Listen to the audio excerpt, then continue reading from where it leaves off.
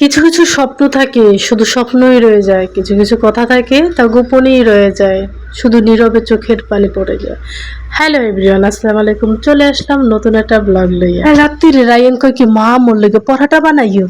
আমি কই ও মা পরোটা খাবা তুমি? আছে ঠিক আছে পরোটা বানাবো। তা পরোটার সাথে কি খাবা? কয় দুধ চা খাবো। আচ্ছা দিলাম।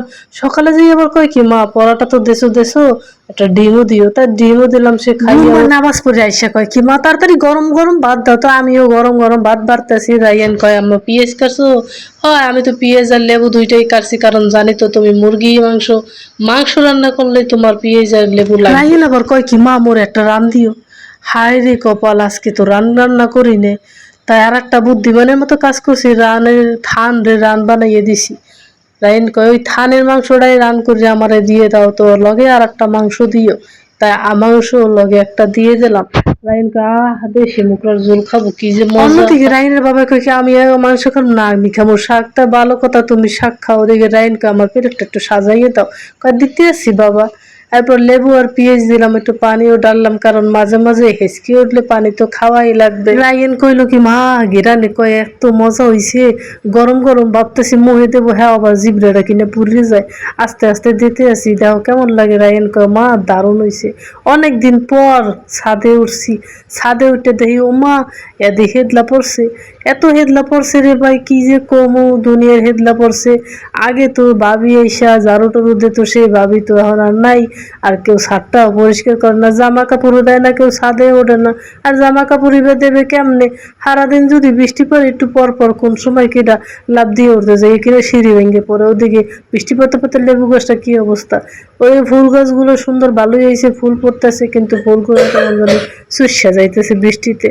কি আর কমু বৃষ্টির কথা। খালাতো বোনের দ্বারা ফোন দিছিলাম, কই কিরে তো কি অবস্থা? কয় আর কইস না, তোরা তো থাও শহরে, মোরা গ্রামে।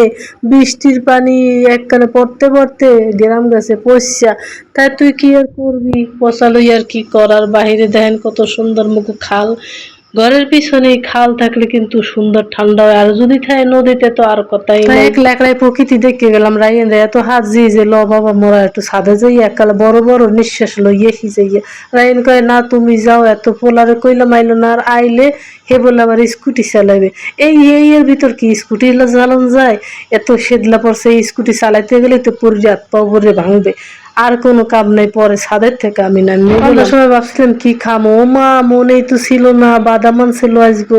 কইছিলাম কি ভাজা বাদাম আনে, হে আবার কাঁচা বাদাম আনে থইছে। কি আর করার, মুরান চুলায় কাঁচা বাদাম ভাজতে হইবে। মই আবার বালু টলু দিয়ে ভাজি না, এরম করে ভাজি। হাতে ভাজা ভালোই আস্তে আস্তে জাল দিয়ে ভাজি। রায়নের দ্বারে লইয়েছি। রায়ন কয় কি মা সেইটিস। রায়ন কয় মোর একটু ছিল্লা বাড়িতে দাও, মোরে বলে গরম গরম মোহের ভিতর দেবে। কয় আগ করো আগ করো।